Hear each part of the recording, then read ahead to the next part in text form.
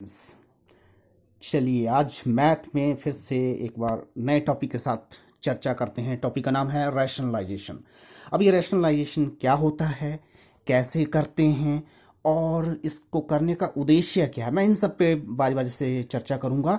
तो सबसे पहले रैशनलाइजेशन एक ऐसा प्रोसेस है जिसमें हम फ्रैक्शन नंबर लेते हैं। सपोज मैंने एक एग्जांपल से शुरू करता हूँ। मैंने लिखा है 2/√3। अब रैशनलाइजेशन में एक फ्रैक्शन नंबर है, फ्रैक्शन में ये 2/3 है। 2 एक रैशनल नंबर है और ये √3 जो है एक इरेशनल नंबर है।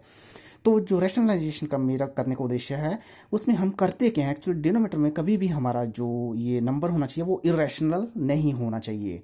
तो इस इरेशनल नंबर को रैशनल में बदलने के लिए मैं क्या करूंगा, रैशनलाइजेशन प्रोसेस फॉलो करूंगा। तो चलिए सीखते हैं कैसे करते हैं। तो सबसे पहले मैं क्या करूंगा, दोबारा से इसको लिखता हूं मैं। अब मैं क्या करूंगा, ये जो मेरा नंबर है डिनोमिनेटर में सेम मैं इसी को मल्टीप्लाई करूंगा। बट मैं ऐसा करता हूं तो ये मैथमेटिकल वैल्यू जो चेंज हो जाएगी और ये गलत होगा।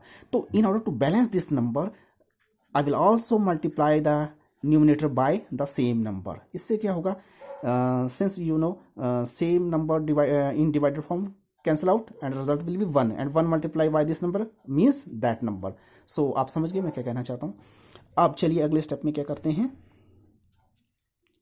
2 को मल्टीप्लाई कर देते हैं 3 रूट के साथ, तो ये हमारा आ जाएगा 2√3। और डिनोमिनेटर पार्ट में क्या होगा, सेम है, तो मैं लिखता हूँ 3/3, ये हो जाएगा मेरा √9। अब √9 का सिंस ये कंप्लीट स्क्वायर है सो √9 मीन्स 3। तो ये अब यहाँ से मैं चला यहाँ तक पहुँचा। तो आप देखिए मैंने आपको क्लियर किया था कि रैशनलाइजेशन में मेरा उद्देश्य है इस इरेशनल नंबर को रैशनल में ले जाना। सिंस 3 एक रैशनल नंबर है इसलिए ये प्रोसेस किया जाता है। दूसरा, ये जो नंबर है ये हमारा ये स्टैंडर्ड फॉर्म में नहीं है, सिंस ये दोनों फ्रैक्शन बाय वैल्यू इक्वल हैं। अब लेकिन यहाँ ये क्या है, ये सिंपलेस्ट फॉर्म में है। Simplest form I mean which means ये स्टैंडर्ड फॉर्म में नंबर कन्वर्ट हो गया है।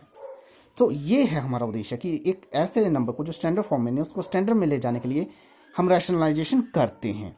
अब मैं एक और एग्जांपल लेता हूं ताकि रैशनलाइजेशन प्रोसेस आपका क्लियर हो जाए। लेकिन अब मैं नंबर डिनोमिनेटर पार्ट में कुछ इस तरह से लेता हूं। तो सिंस अब ये भी कोई नंबर रियल नंबर या रैशनल प्लस इरेशनल नंबर का सम अप है, सो मैं इसको सिंपल फॉर्म में ले जाने के लिए अगेन क्या करूँगा, हाँ मैं यहाँ पे ये ज़रूर बता दूँ कि इस तरह का अगर नंबर हो पेयर में हो तो हम क्या करते हैं उसको कंजुगेट पेयर में बदलते हैं। तो कंजुगेट पेयर में बदलने का प्रोसेस क्या है, सिर्फ उसका साइन बदलना है। अगर प्लस का है तो वहाँ माइनस चला जाएगा, अगर माइनस में है शुरू में तो वो प्लस में चला जाएगा। तो ये क्या हुआ, एक कंजुगेट पेयर है, इस नंबर का ये कंजुगेट पेयर है। तो इसका मतलब बाई साइन वेरिएशन होती है और जो वैल्यू वो जो ये नंबर है वो सेम रहते हैं, सिर्फ साइन विल गेट चेंज। सो चलिए इसका मतलब अब आप क्या करोगे, इस केस में इस पैटर्न में आप सेम डिनोमिनेटर को उसके कंजुगेट पेयर से मल्टीप्लाई करोगे, उतना ही आप न्यूमिनेटर को उस नंबर से मल्टीप्लाई करोगे। तो आगे जब मैं मल्टीप्लाई करता हूँ 1 से पूरे नंबर को तो result will B this 1 means 2 - √3। और in denominator part the result will be in this form, means आपको ये पेयरिंग में लिखना है।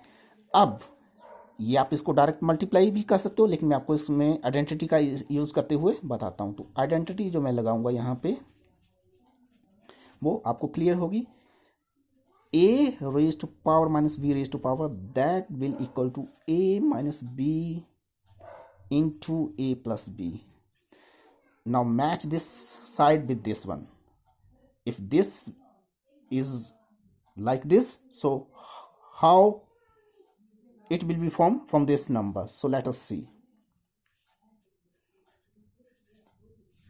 सिंस यहाँ पे a मेरा क्या है, ये है, b क्या है, ये है, तो a का स्क्वायर क्या बन जाएगा, means 2 raised to power 2 minus b क्या है, √3 raised to power 2। चलिए आगे बढ़ते हैं। अब न्यूमिनेटर पार्ट को मैं एज इट इज उतार दूंगा, लेकिन डिनोमिनेटर पार्ट में क्या होगा, 2 मीन्स 4। एंड अब इसको देखिए दोस्तों ध्यान से, मैं यहाँ तो जनरली 2 से ये रूट काट देता हूँ, क्यों मैं बताता हूँ। अब अगर ये मान लो ये कट के ये काट देते हैं तो ये 3 बचता है। तो चलिए सॉल्व पार्ट में क्या आता है आपका, कुछ ये आपका रिजल्ट आता है। सो आपको ये क्लियर हो गया कि रैशनलाइजेशन का उद्देश्य क्या है। यहाँ जो इस नंबर में जो आपको इरेशनल दे रहा है, हमें डिनोमिनेटर में इरेशनल नंबर नहीं चाहिए, क्योंकि वो स्टैंडर्ड फॉर्म नहीं होती है किसी भी नंबर की। इसलिए मैंने इसमें रैशनलाइजेशन प्रोसेस किया, तो वहाँ आप रिजल्ट में देख रहे हो कि ये दोनों फ्रैक्शन बाय वैल्यू इक्वल हैं, लेकिन यहाँ पे ये नंबर स्टैंडर्ड फॉर्म में है, क्योंकि यहाँ पे 1 जो है एक रैशनल नंबर है। एक ये बात। दूसरा, अब मैं एक और लॉजिक बताता हूँ क्यों करते हैं। अब सपोज अगर आप 2 पाई रूट 3 में देखें, √3 की वैल्यू भर दें, जो कि कुछ इस प्रकार से आएगी। तो अगर इसको सॉल्व करना हो, और दूसरे फॉर्म में इस एग्जाम्पल का लेता हूँ मैं, √3 की वैल्यू भर देता हूँ और 3 से डिवाइड कर देता हूँ, मल्टीप्लाई करके देखता हूँ, 6 7 2 4 2 1 2 3। तो दोस्तों यहाँ पे क्योंकि स्टैंडर्ड फॉर्म में नहीं है, इसको इससे डिवाइड करना टिपिकल केस है, जबकि इस केस में आप इसको डिवाइड करना आपके लिए इजी रहेगा।